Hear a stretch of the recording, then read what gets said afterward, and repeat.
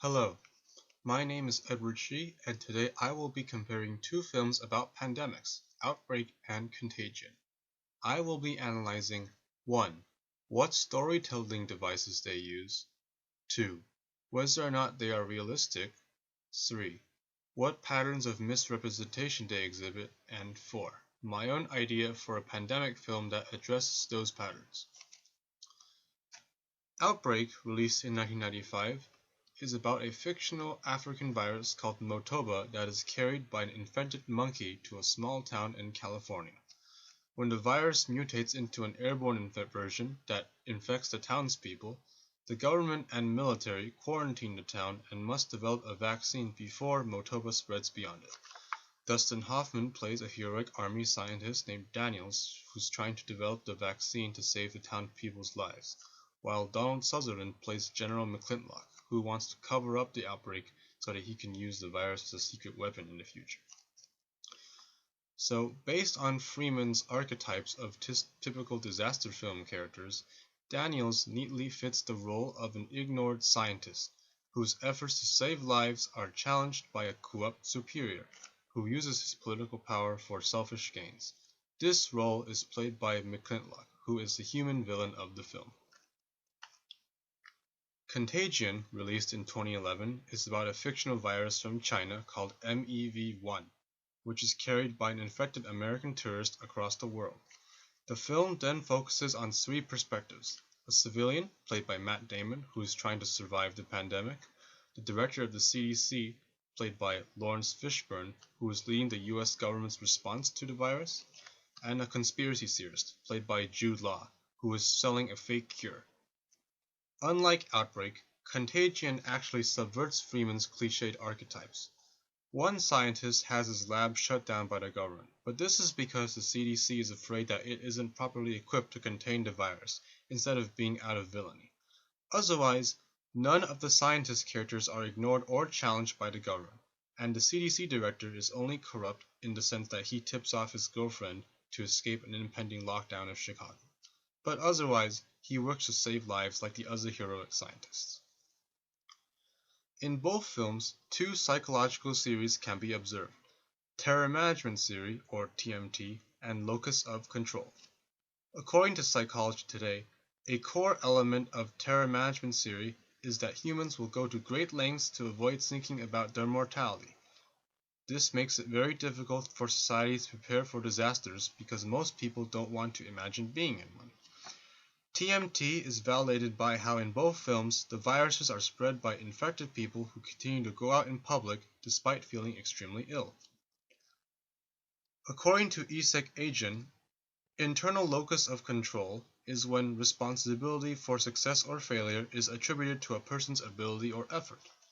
External locus of control, on the other hand, is when responsibility for success or failure is attributed to external factors that are beyond the person's control, like task difficulty or luck. In both films, all characters, be it scientists working to develop a vaccine, politicians coordinating aid, or civilians trying not to be infected, use internal locus of control to motivate themselves by telling themselves that their own decisions will decide whether or not they are to succeed or fail. This makes pandemic films unique from other disaster films, where humans are generally portrayed as powerless in the face of tsunamis or earthquakes or other natural disasters. According to National Geographic, a contagion is like a virus or bacteria, and the agent responsible for causing contagious diseases. In Outbreak, the fictional Motoba virus originates from Africa and is hosted in animals that it has no effect on, like monkeys. It then crosses species to humans via physical contact with those animals, and then mutates with those into an airborne virus capable of being spread via respiratory droplets from one person or another. This is shown in microscopic detail, particularly in one scene set in a crowded theater, as the virions spread from one person's cough and penetrate into other people's bodies via their noses and mouths.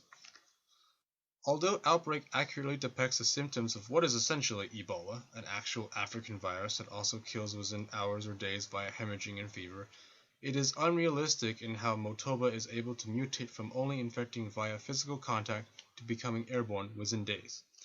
According to Sci-Fi.com, This is because such a change would not result because of a single mutation and would require the virus to change in substantial ways, and Ebola so far is unable to mutate in such a way in reality. In Contagion, the fictional MEV1 virus originates from China when a bat carrying the virus makes contact with a pig that eats its droppings, crossing species by infecting the pig, which is then killed for consumption by humans. A human chef then touches the pig meat and then shakes the hands of another person, who goes on to spread it around the world.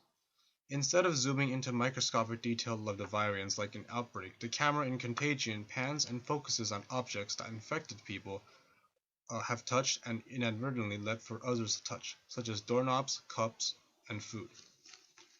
Contagion's portrayal of MEV1 is very realistic because it is similar to the ongoing COVID-19 virus.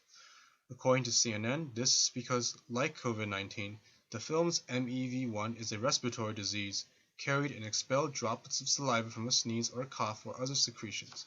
It spreads directly between people when those droplets reach the eyes, nose, or mouth of an uninfected person. However, the actual COVID-19 virus is still far less deadly than MEV1, since according to Taiwan's CDC, COVID-19 has a mortality rate of only up to 5.52% as of June 12, 2020. In contrast, MEV1 has a much higher mortality rate of 30%. Although both films accurately depict how an airborne virus is easily spread, Contagion is the more realistic depiction of a virus, because it does not depict a virus that mutates in a way that is not impossible in reality. The contagions in each movie affects the society in which they take place. In Outbreak, several hundred people in a town of around 2,600 people die of the Motoba virus before a vaccine is developed in only several days, with all the other people who are infected being cured. Due to the virus only affecting one town, American society as a whole is not affected by it. Although the government works effectively to quarantine the town and develop a vaccine, the military's response is portrayed as being cynical and sinister, with General McClintock planning to bomb and kill everyone in the town to prevent the virus from spreading. It's only thanks to the protagonists, led by Daniels, that the military aborts this plan and works to create a vaccine instead. In Contagion, the MEV1 virus kills 12.5 million people in the US and 26 million worldwide before a vaccine is developed after 1 month. Unlike an outbreak, the entire world is affected by the virus instead of just a single community, and societies are depicted as breaking down into anarchy and disorder as civilians rob and loot each other for supplies. However, unlike an outbreak, the US government's response is portrayed much more benevolently and without malice, with the film's villain being a conspiracy theorist who actually works to undermine the government's authority, while all of the other characters working for the government are all heroic and working to save lives. The US military once again plays a crucial role in Contagion by quarantining communities and distributing aid, but unlike an outbreak, it does not resort to potentially killing American civilians in order to prevent the spread of the virus. One key similarity between both films is although both the viruses in those films originate and kill people abroad in Africa and Asia, the film focuses the most on victims in suburban white American communities. There are two patterns of misrepresentation to compare and contrast across both films. The first is Pattern 2, or the underrepresentation of women of color. Although both films progressively have important female characters working as scientists, which is traditionally a male-dominated profession, Outbreak has 1, Contagion has 3. All 4 of these female characters are white. It is worth pointing out that both films also have crucial characters who are African American, a general and a scientist in Outbreak, and a CDC director in Contagion, but they're all men. This thus leaves women of color underrepresented.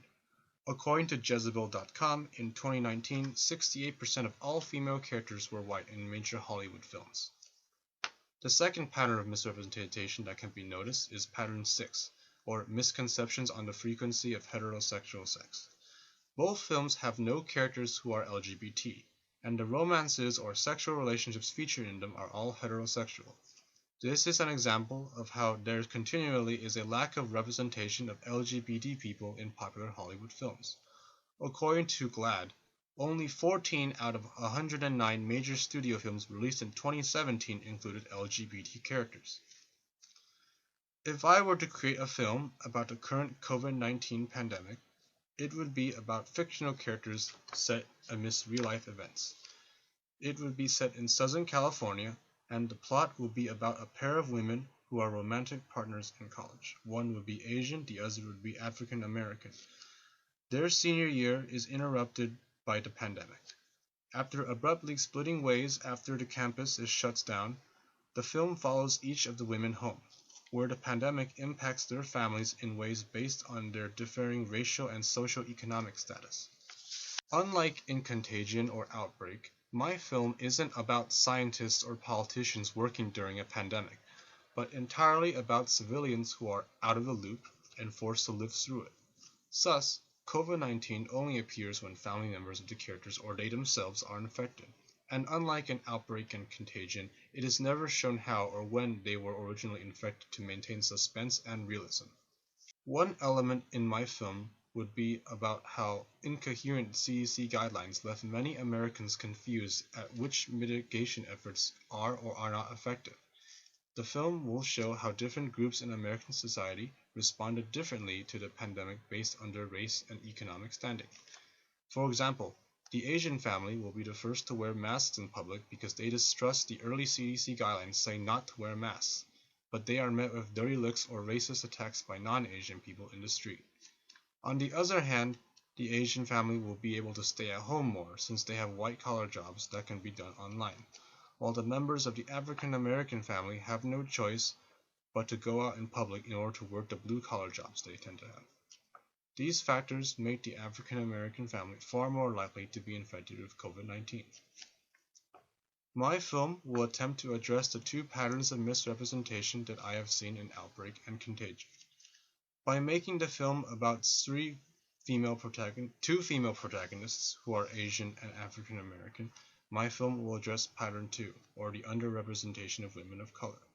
By making the two protagonists a lesbian couple that is forced by the pandemic into a long-distance relationship, my film would also address pattern 6, or the misconceptions on the frequency of heterosexual sex.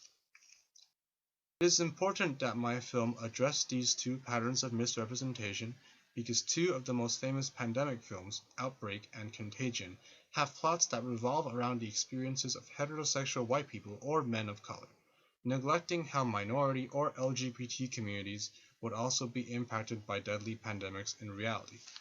Thus, the central message that I want viewers of my film to receive is that natural disasters like pandemics impact people of different backgrounds differently due to systemic social factors, and that one's own individual experiences in a natural disaster will differ from another person's.